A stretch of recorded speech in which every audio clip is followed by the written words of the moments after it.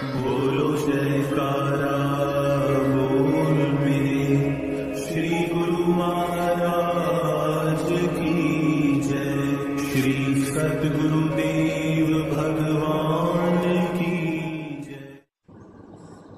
झूठे सुख को सुख कहे, मानत है मन मोद। जगत चबेना काल का, कुछ मुख में कुछ गोद। अर्थात जो मनुष्य मायावी पदार्थों के अस्थायी व झूठे सुख को वास्तविक सुख समझकर मन को उसमें रमा आनंद मानते हैं, वे काल की गोद में ऐसे समा जाते हैं जैसे बालक की गोद में चने। जो कुछ तो बालक द्वारा खा लिए गए हैं और बाकी जो रह गए हैं वे भी कुछ ही पलों में खा लिए जाएंगे। भगवान श्री कृष्णचंद्र महाराज जी ने जब अर्जुन को अपना विराट मुख खोल कर दिखाया तो क्या देखा कि कौरव काल रूपी अग्नि की ओर बरबस ही दौड़े चले जा रहे हैं। भगवान के वचन को न मानकर काल से भला किस प्रकार बचा जा सकता है। इंसान स्वयं को कितना भी बुद्धिमान क्यों न समझे, परंतु सच तो यह है कि जिसने मुंह को अगर पश्चिम दिशा की ओर कर लिया तो पूरब की तरफ निश्चय ही उसकी पीठ होगी।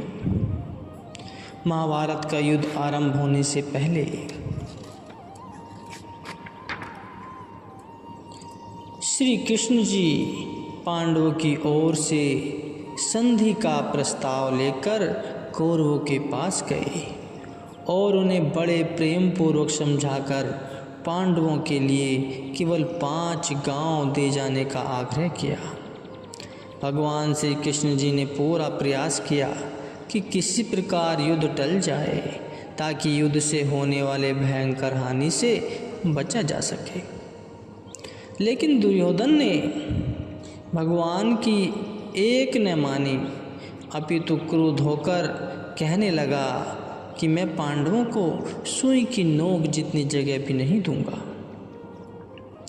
भगवान जान गए कि अब ये काल के वश में हो गए हैं, जो इन्हें अच्छा वचन भी नहीं सुनाई दे रहा। भगवान की आज्ञा को ठुकराने का परिणाम यह हुआ कि जिस दुर्योधन के ऊपर 12 योजन का छत्र झूलता था, युद्ध के उपरांत उसकी देह को चीले नोच नोच कर खा गई। यही अवसर चेतनीय नहीं, पशु ज्यों पाली देह, संत नाम जान्यो नहीं, अंत पड़े मुख के। परम संत श्री कबीर साहिब जी कहते हैं कि मानव जन्म के बहुमूल्य अवसर को संत नाम बिना गवाकर केवल शरीर के खान पान में ही सुरती को अटकाकर पशुओं जैसा जीवन बसर करने से अंत में मालिक के दरबार में शर्मिंदगी उठानी पड़ेगी। चले जुआरी दुई हथ झारी, जैसी गति होती है ऐसी। लोगों की जैसे दुनिया में खाली हाथ आए वैसे ही दोनों हाथ खाली लेकर जन्म गवा कर चले गए। परम संत श्री कबीर साहिब जी कहते हैं कि इंसान झूठी दुनिया के लिए अपना ईमान व विश्वास खो बैठता है, परंतु दुनिया अंत में उसके साथ नहीं जाती। नादान प्राणी अपने पाँव पर स्वयं ही कुल्हाड़ी मारकर अपना भारी नुकसान कर लेता है। जो जीव सद्गुरु की भक्ति में चित्त लगाते हैं वे काल के मुख से निकलकर दयाल के चरण में जा समाते हैं। गुरुमुखो, एक कथा मैं आपको सुनाने चाहता हूँ, ध्यान से सुने। एक साधु के पास बहुत बढ़िया नस्ल का घोड़ा था। एक सेठ ने उसे देखकर सोचा कि साधु को भला घोड़े को पहचानने की समझ कहाँ होगी। किसी सेवक ने इन्हें भेंट स्वरूप दिया होगा और इन्होंने उसे मामूली जान यहाँ बांध रखा है। क्यों न मैं कुछ रकम देकर यह बढ़िया घोड़ा अपने लिए खरीद लूँ। उसने अपनी बात साधु के आगे रखी। साधु ने कहा कि यह घोड़ा हमें कोई सेवक दे गया है और हम ठहरे साधु, हमसे घोड़े की देख रेख नहीं होती। हम अपने पहाड़ी के पीछे वाले आश्रम तक जा रहे हैं। वहाँ पहुंचकर यह घोड़ा हमने किसी न किसी को दे देना है। तुम हमारे साथ चलो तो भले ही तुम ही इसे ले लो, हमें कोई आपत्ति नहीं, किंतु हमारी एक शर्त है कि हमारे साथ चलते चलते तुम केवल राम राम बोलोगे, अन्य कोई शब्द तुम्हारे जीवा पर नहीं आना चाहिए। अगर तुम दूसरी कोई और शब्द बोलोगे तो हम यह घोड़ा किसी हाल में भी तुम्हें नहीं देंगे। शेठ राम राम कहता साधु के साथ चल पड़ा। वह अभ्यासी तो था नहीं, इसलिए कुछ ही क्षणों बाद उसका ध्यान इंद्रियों और मन की ओर चला गया। सोचने लगा कि यह घोड़ा मिलेगा तो इसके लिए नया तबेला बनाऊंगा। घोड़े की लगाम तो नई प्रतीत होती है, फिर पता नहीं साधु इसे दे या ना दे। मन में जैसे ही इन विचारों का प्रवेश हुआ तो राम राम जपना बंद हो गया।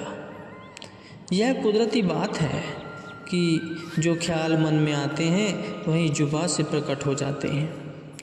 हुआ भी ऐसा ही।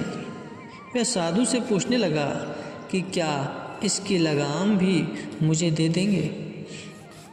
तो साधु ने कहा कि मैंने तुमसे पहले ही कहा था कि राम राम के अतिरिक्त कोई और शब्द नहीं बोलोगे तो घोड़ा नहीं मिलेगा। राम राम के अतिरिक्त कोई अन्य शब्द बोलोगे तो घोड़ा नहीं मिलेगा, इसलिए तुम अभी यहीं से वापस चले जाओ। चित्त की चंचलता के कारण सेठ ने लगाम तो हाथ से गंवाई और घोड़ा भी हाथ से गंवा दिया।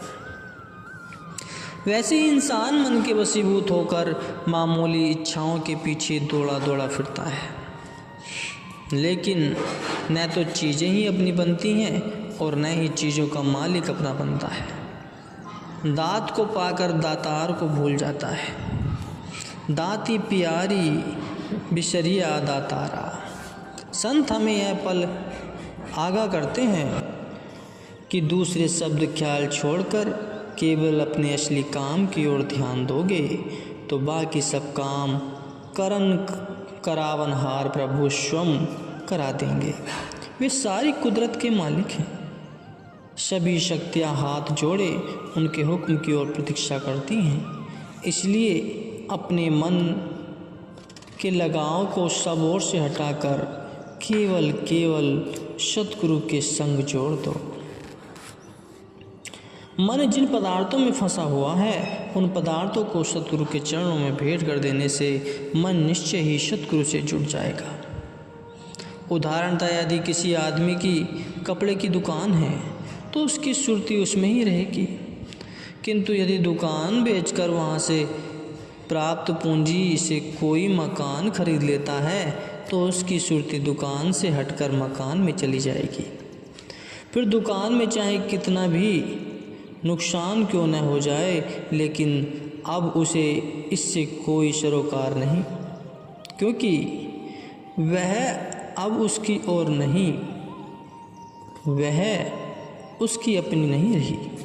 ठीक इसी प्रकार जो भी श्रेष्ठ पदार्थ मिले उन्हें सतगुरु चरणों में समर्पित कर देने से सुरती उन पदार्थों से निकलकर सहज ही गुरु चरणों में जुड़ जाएगी।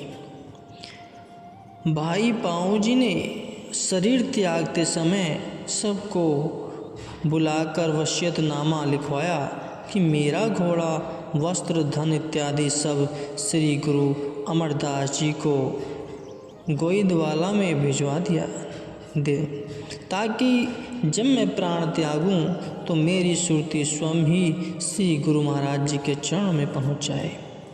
ऐसे ही अन्य कई गुरुमुख ने भी अपना सर्वस्व गुरु चरणों में अर्पित कर अपनी सुरती को उनके चरणों संग जोड़ परम पद को प्राप्त किया। भगवान श्री कृष्ण जी भी अर्जुन के प्रति उपदेश करते हुए कहते हैं कि तुम अपना सब कुछ मेरे हवाले कर दो। ऐसा उन्होंने अर्जुन के हित के लिए कहा था, न कि अपनी कोई स्वार्थ सिद्धि के लिए। बाइबल में भी कहा गया है कि सब कुछ चाहिए तो सब कुछ देना पड़ेगा।